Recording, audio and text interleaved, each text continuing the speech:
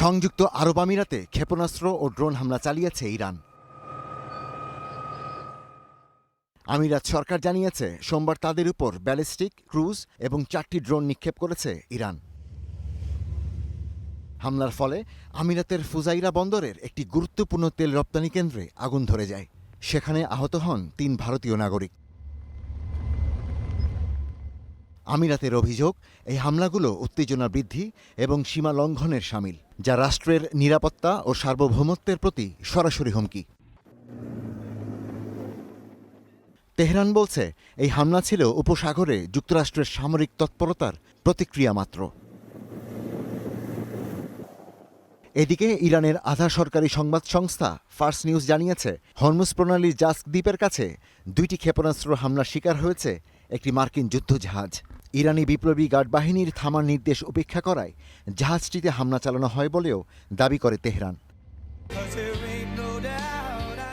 তবে এই দাবি অস্বীকার করছে যুক্তরাষ্ট্র। উল্টো ইরানের 6টি নৌযান ডুবিয়ে দেওয়ার দাবি করেছে ওয়াশিংটন।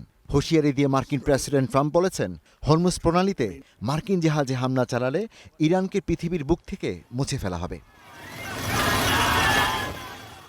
অন্যদিকে শব্দচয়নে যুক্তরাষ্ট্রকে সতর্ক হবার আহ্বান জানিয়েছে তেহরান। এটা স্পষ্ট যে বিশ্ব আমেরিকার মানবিক দাবিগুলো যেমন গ্রহণ করে না, তেমনি বিশ্বাসও করে না। ইরানি জাতির সাথে আচরণ করার ক্ষেত্রে তারা হুমকি ও জবরদস্তির ভাষা ব্যবহার করতে পারে না।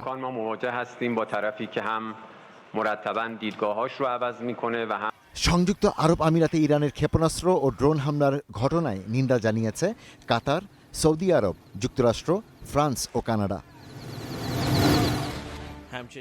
প্রজেক্ট ফ্রিডমে সহায়তার জন্য 15,000 সামরিক কর্মী, 100টিরও বেশি স্থল ও সমুদ্রভিত্তিক বিমানের পাশাপাশি যুদ্ধ জাহাজ ও ড্রোন মোতায়েন করার কথা জানায় মার্কিন সেন্ট্রাল কমান্ড সেটকম।